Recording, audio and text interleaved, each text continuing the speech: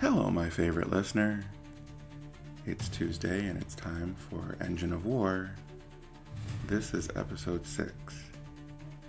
This is a Rust Belt Studio production. We have the two other shows. The spiritual cousin to this show, Mikey and the Garden Arch, runs on the Tuesdays opposite it. So every Tuesday there's something coming out.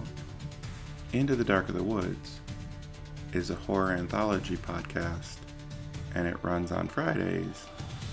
5 beats per story.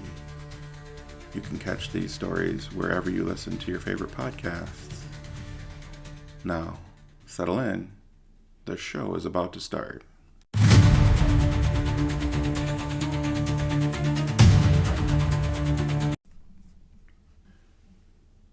The camp sat at the edge of the cut where the wild stopped pretending they were whole. Pines leaned in tight around a scar of raw earth, roots hanging like knotted beards over a slope chewed down the stone. Sarah carried water there and back again, her boots sinking in the loam that had once been moss but was now only memory. The bucket's iron handle bit her fingers, but she did not wince. She hadn't winced in years.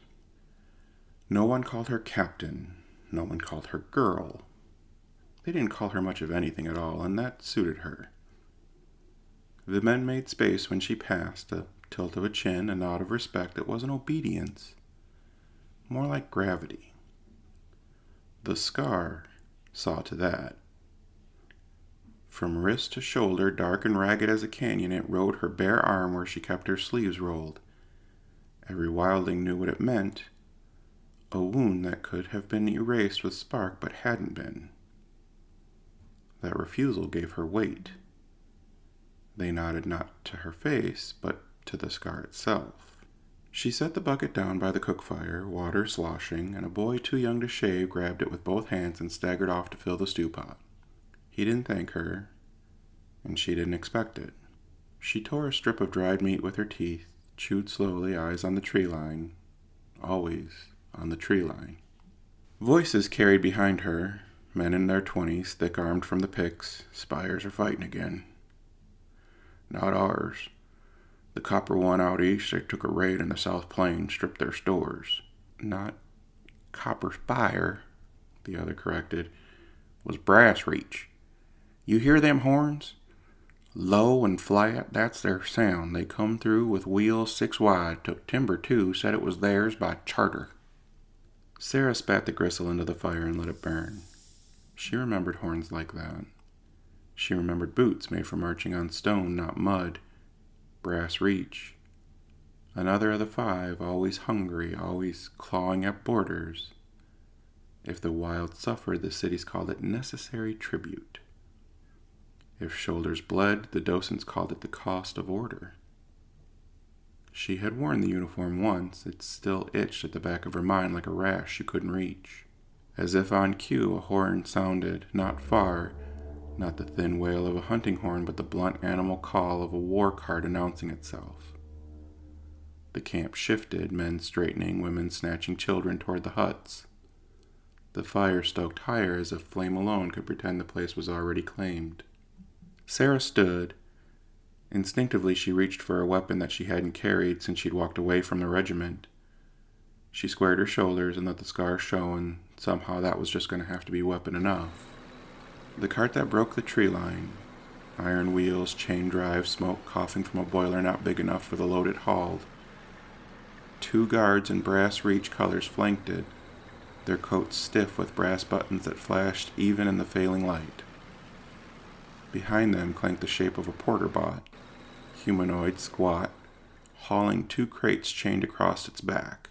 Its lens glowed faint, green at the edges, dull in the center like a lantern that had burned too long without oil. The guards barked, "Supplies!" as if the word itself was command, and the wildlings gathered, but they didn't step closer. No one volunteered. Sarah watched the bot stagger under its burden, pistons groaning. One guard jammed it with the butt of a shock rod when it slowed and the lens flickered. The bot steadied itself, took another step, then another. The guard laughed. "Even the bots get lazy out here." The first one sneered at the camp. Brass Reach feeds you, don't forget. These crates go through, you get what's left after the spire takes its share. Don't like it, cut your own throats and save us the trouble. The wildlings kept their eyes down. Sarah didn't. Now she stepped forward, not far, just enough to let the firelight catch the scar. The two guards saw it and they smirked, but they looked twice, and that was all she wanted. The porterbot's foot caught on a stone and it lurched, nearly went down. The guard jabbed at it harder this time, and a crackle of current crawled at its frame. The bot jerked, lens flashing wide, and for a heartbeat it looked not at the guards, not at the ground, but out across the firelight straight at Sarah. The gaze wasn't long, but it was enough to make her throat tighten. The last time she'd seen a machine look was at Mine 16 when they'd butchered the ore hauler. She still woke some nights to the sound it made. The guard shouted, "Keep your eyes down," though it wasn't clear if he meant her or the bot. The bot trudged on, and the crate slammed down by the fire, supplies, tribute, and warning all at once. The guards climbed back onto their cart laughing, and the bot followed, chains rattling, lens dimming as if obedience cost it light. When the cart was gone, the wildlings moved slow, opening the crates, muttering over the contents. Sarah stayed where she was, staring into the trees. The fire popped, and it sent sparks into the air like tiny versions of the thing men spent their lives trying to control.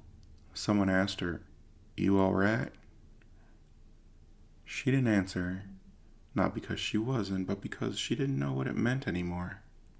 The crate lids went up like slow doors to a mean house, and the grain inside, the iron nails, 2 coils of rope that looked tired already. Sparks from the fire drifted, tiny orange moths, and one landed on Sarah's forearm where the scar ran its dark river. The grain, the iron nails, there were also 2 coils of rope that looked tired already. Sparks from the fire drifted, tiny orange moths. One landed on Sarah's forearm where the scar ran its dark river, and it hissed and died. The sound was small and sharp, and it opened a seam in the day, and she was somewhere else before she could decide not to go. Mud first. It was always mud. It had a smell like old pennies and someone else's breath. It held on your boots the way debt holds on to a name. The field ahead was a mass of churned earth, the kind of ground men try to pretend is a road long enough to move guns along. The sky was low and wrong, the color of old wool pulled too thin. "Order, Seraphim," the captain guard shouted in her ear. He was close enough that a spittle tickled her cheek. His helm sat crooked, dented by a day he couldn't afford. He used her full name like a curse men invent for courage. "Your flank. Move your flank." She was a captain in her own right, and she had men, 10. One was already down in the mire. Boys, mostly. One with whiskers trying on a beard before his jaw was certain of itself. One with a scar split new across the knuckles from some practice he turned into a habit and on into a superstition. There was another one who had a kindness in his eyes that didn't know where to go when there was steel in his hands. Her throat was dry. There had been a cup of something bitter at dawn, and she had poured it into a canteen and told it to be water. It wasn't. She lifted her hand and took a sip on the air change before she could. Flame roared past, long and narrow, a seam ripped into the breath of the world. A jet from an oil thrower's mouth, some chemist's greed fed to a pump and taught to speak death. It caught a palisade plank and turned it into a language the ground understood, ash, smoke, and a scream. The soldier to her left jerked back, coat sleeve alight. He would have been a torch if the flame had found him a finger closer. He slapped at his arm and swore in the voice of a man who can't tell if his skin is still on him. The captain on Sarah's left laughed because some men laugh when the world tries to burn them up and misses.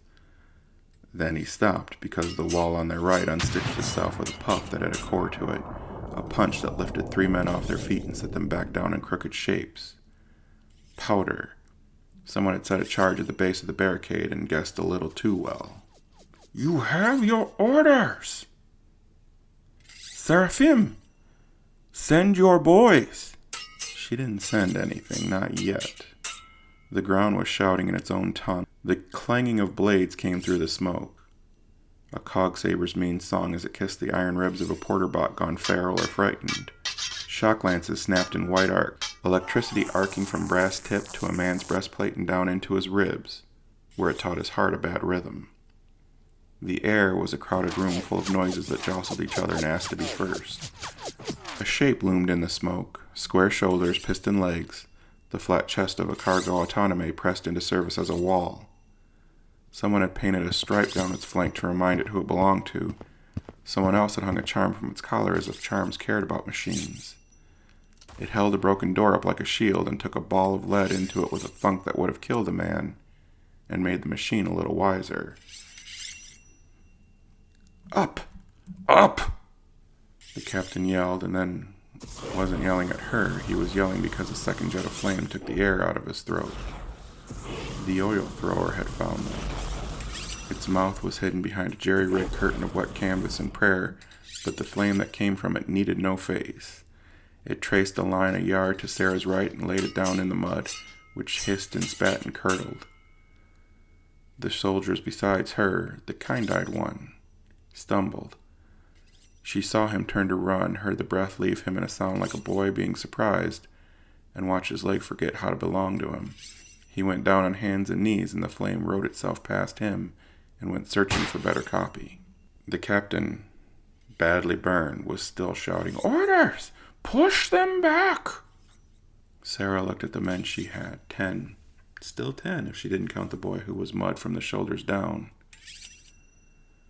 Their faces were pointed at her like sighting lines. One had his mouth open to ask a question he didn't know the words for. One had already decided he would do whatever her hand said because he had never had hands of his own. She lifted her arm. The scar was not there yet. That came later when a blade taught her skin an alphabet she refused to unlearn. She should have pointed. She should have thrown them forward to die on schedule, but she didn't. Fall back. Pull him. She pointed to the kind-eyed one who was now knee-deep in mud. She pulled him in close and cupped his chin. You're fine. Follow orders. Get behind the wall. She saw electricity arching again, white fingers feeling their way across the field. Someone screamed and didn't stop, a high, flat sound that made her teeth ache. More blades clanging against machine hides, teeth skittering on brass, the saber's cogs chewing where they could find something softer than a bolt. Seraphim! That's refusal! That's chargeable! Now she laughed. The boy came with her, feet dragging grooves in the mud that would be filled with other men in a minute if she did what she was ordered to do. The captain kept howling. She pretended he was part of the weather. Another powder charge went off closer, duller, meaner, as if the earth had decided to cough without decorum. The shock slapped her back and made her blink. Grit found her eyes, and she blinked again, and hot water answered to wash them out, and when she could see, the world had changed 3 inches to the left. A man with half a face crawled toward her own boots. She stepped aside because stepping on him would have been the end of a day she wasn't ready to end that way. Seraphim! You'll do nothing. You can give orders if you want, they're yours to spend, but I will spend mine differently. She and her men went to the 3 cannons that were mounted along the back wall. Point those in the gap and fire. The deafening roar that came next made everyone's ears ring on both sides. An ox team behind a boiler cart had gone scared. The animals rolled their eyes and chose backward when backward had no road. A driver beat at their flanks with the flat of his hand like he wanted to punish the day for having no direction. A second cart had cracked a wheel and leaned its weight like a drunk against its neighbor. When her hearing returned, Sarah could hear every breath in her head at once. Her own multiplied and confused with the breath of every man around her elbow. Now she called, "Forward! Push them back!" She moved toward the 2 carts leaning against each other, trying to flank those who were already flanking her. Seraphim! Hold the left! Hold! Something finally hit him. Not a bullet. A door. The autonomy had finally lost interest in being a wall and became a kite without a string. The arm went sideways fast. It knocked the captain down, and he lay there, finally quiet. She looked for her men. She found 6. She didn't count the dead because counting the dead makes the living lie about what numbers can do. To this side. Back 2 lengths. Dress on the cart, and if it moves, you do not. One of the boys, she called him Freckles, said, "Yes, sir," because men are narrow instruments, and then saluted because instruments do what they're taught, and then went where she pointed. They formed behind the half-saved powder cart in the boiler, and the oxen that were remembering now how to belong to a harness. The cart gave them a shape, the shape gave them nerve, and the nerve gave their guns something to do besides tremble. They fired at people she did not look at long enough to make into enemies. Amazingly enough, burnt and smashed with a door, the captain was back on his knees. "Chargeable! Refusal to..." A cog saber burst out of the smoke and bounced off the boiler with a clang that made everyone's bones answer. The man holding it swore in a language Sarah didn't have. The sound meant surprise and we will meet again in a better story, both of which were cut short by her own saber as it ran him through. Seraphim. It wasn't the captain this time, it was a medic, a young sparker. "I'll help. You take the cart." She looked at him for a moment as if he was incredibly out of place in this melee, then nodded, moved aside, and began getting the oxen to roll forward. Sarah stood behind the cart and stared down at the captain who had finally found some peace. He stared back, not seeing her, because dead eyes have nothing else to do. She heard another voice say, "Order Seraphim." And again it was not the captain, but it was one of her now 4 remaining men, looking for what to do next. The attackers had begun to disperse. The autonomy that had carried the door was down on the ground, shock lances keeping it in bay, sabers coming to break it apart. She turned to the 4 men she had left. "As you push them back, we're going to have to do something about that punch in the wall. Stay there, keep tight." She turned to the sparker. "Give me as many men as I can have by the end of the day." They did what she asked. They held. The day did not forgive or reward them, it simply went on in a direction they could stand without becoming smaller. The fire in the present spat and crackled. Sarah's breath came back down from wherever she had sent it. Her hands, clenched on her knees, opened and relaxed now. The scar itched under the heat. She rolled her sleeve higher, not to show anyone or not to impress, just to remind her own skin who it belonged to.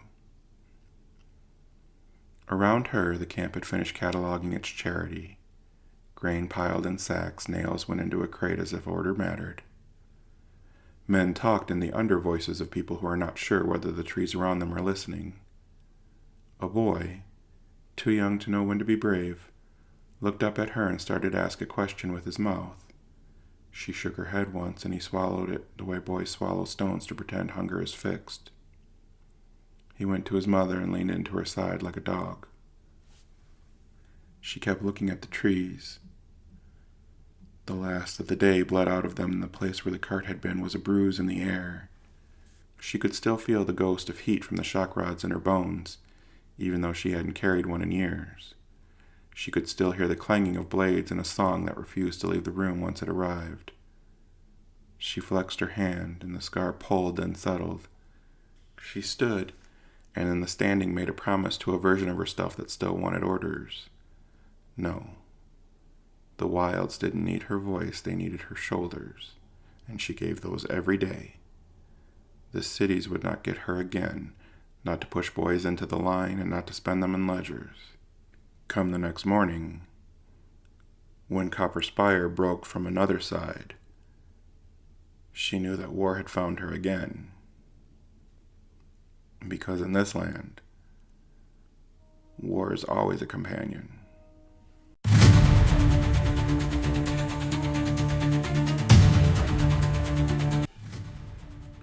Hello again. Thank you very much for listening to this episode of Engine of War. It was written and narrated by Brian Foster. This is a Rust Belt Studio production. We have the 2 other shows. You can find them wherever you get your favorite podcasts. If you'd like to support us, the listens go a long way. Liking, sharing with someone who's interested in a good story, also huge for us. If you'd like to do more, you can join our Patreon, and the link is in the show notes below. There are $2, $5, and $9 tiers. Each one gives you a little extra something. All of that goes to help make the studio even more productive down the road. Until next time, my favorite listener.